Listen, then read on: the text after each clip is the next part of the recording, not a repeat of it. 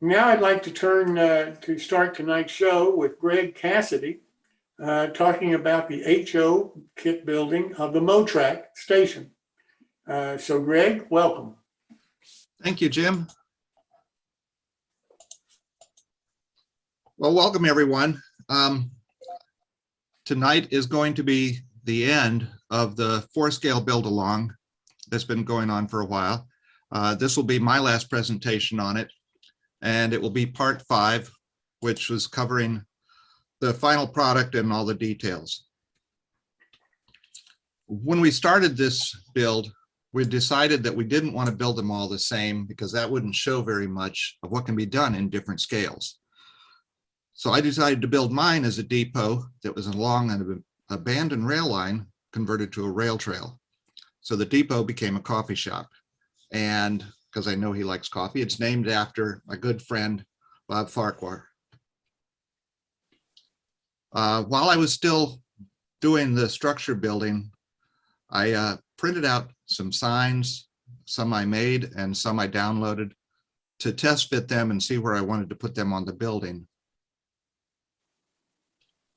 One of the things I knew that I was going to want was a ramp leading up to it so that the customers would have a way of getting up on top of the platform. So I used some scribe siding and some planking that I had and measured out what would be appropriate. I used my little friend down here who I always have with me. So I added some wood supports, I stained the wood and then glued the decking on, and I glued it onto the platform. Now for customer safety, I would need railings around the platform. So I drilled some holes for tissue railings. Building in O scale allowed me a wide selection of products, or HO scale, I'm sorry. You have a wide selection of products to choose from. I cut the railings and glued them on, and then I glued the depot onto the platform. Now the kit comes with 2 sets of posts, but I left the second set off at the very end. The way I had mine set up, it didn't look like it needed them and it would impact on the customer flow. I also added some tissue lights onto it and under the canopy so the customers wouldn't be drinking in the dark. And if you have lights, you're going to need electric meters. These meters are from Shapeways. And I built the steps that came with the kit, but I only needed to build 1 set of them for one end. I braced them since they were going to be stained, and I added a gluing block for attaching them onto the platform. I also prepared the railings that came with the kit, but I didn't add them. They're very delicate, and I was afraid that the last steps was going to possibly pop one off, so I waited to attach them. I also needed somewhere for the customers to sit, so I made a picnic table from some scale structure legs that I had laying around. I cut and stained some 1x6 strip wood. Then I painted the legs to look like wood, and I had to make a little jig to put all of the boards onto it. I've since then gotten some picnic table kits from Motrak and from Mini Print, so I won't have to do this again. And I used some artist pigments for weathering the building. I also sometimes use chalks and some alcohol washes and pastels like other people, but I've really taken to artist pigments for weathering stuff. They can be found in a number of hobby shops or art supply places. Then I added the stair railings and started to put on the details, but I wasn't done with this build yet. I cut out a platform from foam core, painted the edge of it.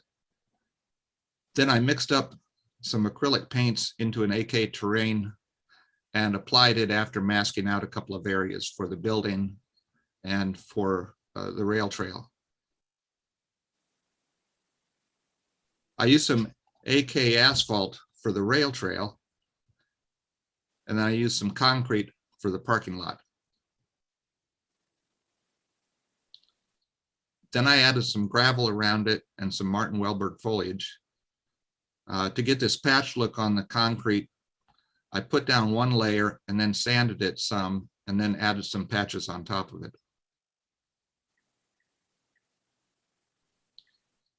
Then I added some details to the parking lot and the rails trail, a milepost marker and some planks for the parking lot. Then I used more artist pigments to weather the base and the asphalt and the concrete. And then I just added a couple final details. And this was the conclusion of Bob's Depot Coffee. I do have some bicycles and a bicycle rack that I've just gotten from Mini Prints that I'll be adding on, because you know people love to ride bicycles on a rail trail.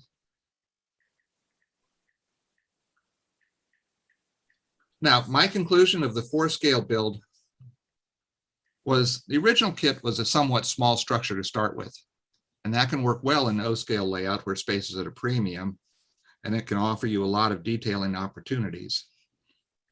For smaller scales, a smaller structure will go together very quickly, and it can be part of an overall scene, but from a modeling perspective, there's not as much enjoyment as building it because there's just not as much there.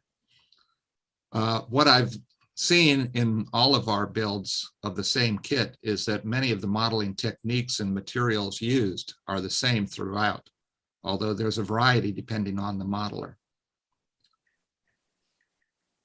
The variety of how the kit's built shows what one kit can be like when it's in the hands of a variety of modelers. And I'd like to open it up to Phil and Bob, and unfortunately Clark isn't with us. Phil has had an insight into this that I'd like him to share with us. So what was interesting is and actually if you look at this kit, it's almost too small in N scale. In other words, it becomes this interesting thought that says that the actual size of a kit has real impact in its value within a scale. So in O scale, you can get a siding, if you use this building in some way, you can get a siding, or you can get some building to fill a small space. But if you go down to N scale, it would strike that maybe you don't ever want to build this small of a building, because saving the space, the physical space, is much less important in N scale.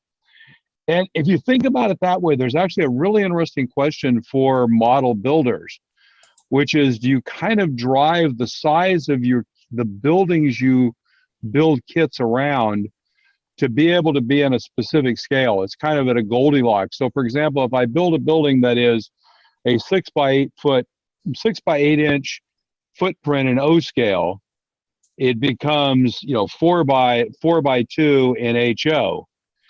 But if I start with 4 by 8 in HO, it's now 16 by 8 in O scale. And this thought process for manufacturers, it was kind of an interesting thought. I was thinking it might be interesting to look at some of the manufacturers' product lines and see, kind of how they stay to a certain envelope, especially if it's a multi-scale kit. So it might be an interesting discussion sometime to have. But clearly, your layout needs based on scale for actual size of buildings, actual footprint, is going to be greater in N scale, because in N scale you can have a larger building and have 2 sidings instead of having a small building that's got 1. So anyway, those just some interesting thoughts about seeing a kit in 4 scales. The other thing that I think would be interesting to talk to Jeff about is the challenges for the vendor in trying to do the CAD design for something that has such a wide range of other pieces. And there were some clear things that were different in some of the kits. The O scale had, fingers on the end of the buildings. All the others used a corner block kind of construction. So there was a little bit different in how the construction was done. And I'd be curious to understand from the vendors who do a lot of CAD, how that impacts kind of their design. And it may explain why a lot of people do 1 or 2 scales, but that's all they do. Because what they realize is trying to take that building and do it in another scale is a lot of effort, and it probably won't sell very much because it's not well suited for what users in that scale want to buy. Anyway, that was kind of the thought process. I don't know. Well, and one of the things, Phil, that I've noticed from all of us building the same kit. And it's something I've noticed in railroading in general, but this kind of brings it to a point, is the scale that you're modeling in can sometimes determine the type of details you're going to be modeling. Yep. In your case, and in most O-scale buildings, you have the ability to model an interior, and you can get very detailed in the interior, like your letters in the mailboxes. I'm sure you put stamps on them and might have even had addresses. I don't know. But N-scale layouts, the detailing is more in all the details around the layout, because you're not able to put the detailing in the buildings. And in some cases, even detailing on the outside of the buildings is limited. But that doesn't mean an N-scale layout won't be as detailed. It's just going to be more in all of the little details that you put in, all the little buildings you can fit on the layout. And a friend of mine with a beautiful N-scale Western Maryland layout is as detailed as any layout I've ever seen. And it's not in the individual buildings, it's just in all the little pieces and parts he has around them. So it was I think it was it was a very interesting build concept, because it does cause you to think about, the size of things you want to pick in your scale and how it relates to the available area you have. So anyway, enough said. It was a good build. I thank Jeff again for providing the kits and helping with the build. And Phil, Bob? thank you for the idea. Bob, do you have any comments? Oh, I was going to say I did the S scale one. I normally model in HO scale. So this is the very first build on S scale they've done. And I would like to have done detail in the interior. I don't have the parts available. It's going to take too long to make them from scratch. So I just left the windows and doors, the doors and the freight doors closed. So I didn't have to detail the interior. But S scale, it would be good for doing detail like Phil did with the O scale. So. But anyway, I got around it. I think that's the popularity of SN3, because generally the locomotive powered rolling stock are relatively HO sized, and you get the S scale that lets you do more interior and detail, but it's not as big as O. So it's kind of that Goldilocks scale if you do it in narrow gauge. Just right. Anyway, Guys, enough said. I want to thank you so much, all of you, for doing it. Clark Cooney, of course, was the fourth member. He's ill this evening and can't join us. And Clark built the model in scale, and you've heard him talk about that, his build and what he did with his model.